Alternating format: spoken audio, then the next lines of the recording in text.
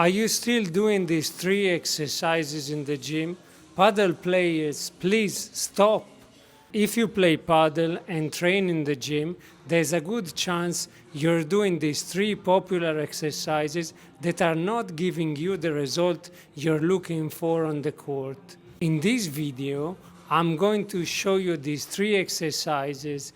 I'm going to explain why they're not functional for padel, and I'm going to give you some alternatives to these exercises. These 3 exercises are not bad.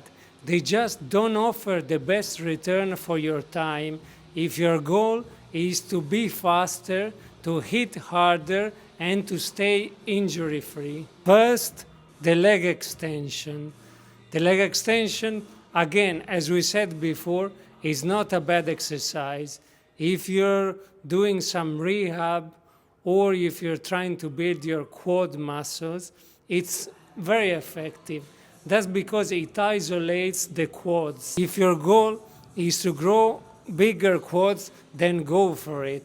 But if your goal is to get better at padel, then look for other exercises. That's because the leg extension is an open chain movement, which means that the hip, the knee, and the ankle are not working together as a chain. Therefore, the leg extension is not the most specific exercise for padel. In most of the movements that we perform on the court, the hip, the knee, and the ankle work as a chain. For performance, I recommend doing different exercises like the squat, the split squat, or the step up. These exercises are more specific to the sport because they build real-world strength, because they train the body the way it moves on the court.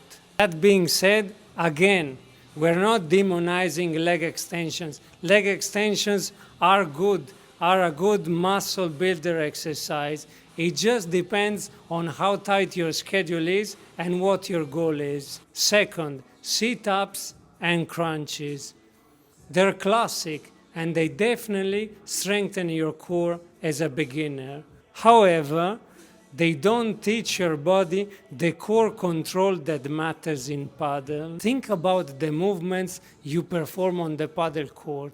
On the padel court, you need rotations, you need stability, you need balance, not just flexing your spine. Instead of training spinal flexion all the time, you should train anti-rotational movements and bracing under pressure. My go-to alternatives plus progressions are the pull-off press, the dead bug, and the cable chop.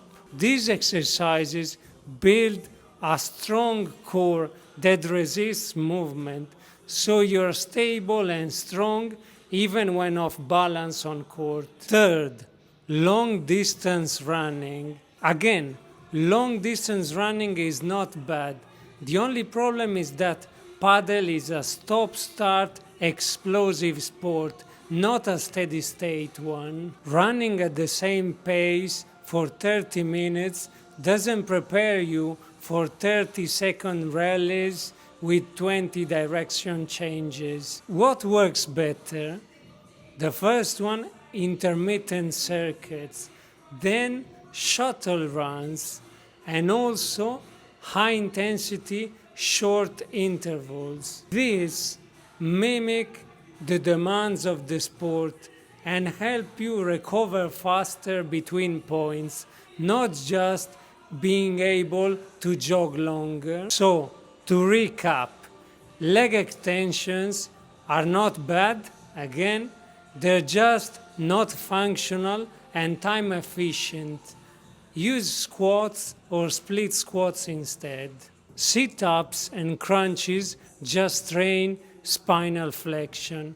Instead, build a core that resists rotation and stays stable under pressure. Long distance running builds aerobic capacity and can be used in early pre-season.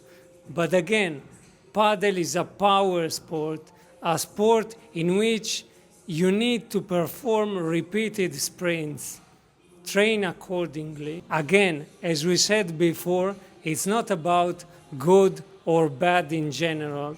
It's about finding what makes you play better and fits your schedule. Smart training is all about using the right tools for the job.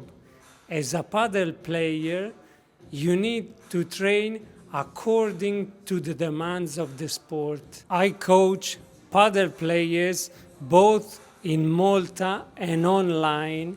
If you're tired of just guessing and you want to start training with purpose, you can send me a direct message on WhatsApp. My number is in my profile description.